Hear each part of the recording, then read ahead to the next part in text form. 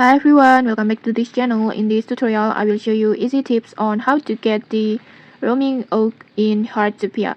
This is one of the rarest timbers and super important for crafting furniture. Roaming oak is a special type of timber and you can only get up to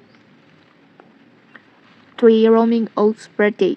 You can obtain it by cutting down a special oak tree that looks like this.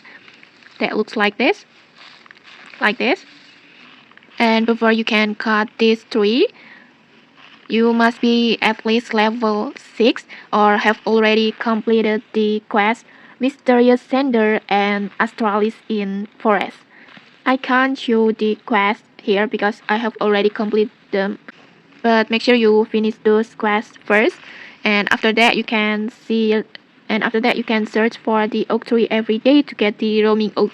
And this tree will spawn in a random locations and usually reset at 6 a.m.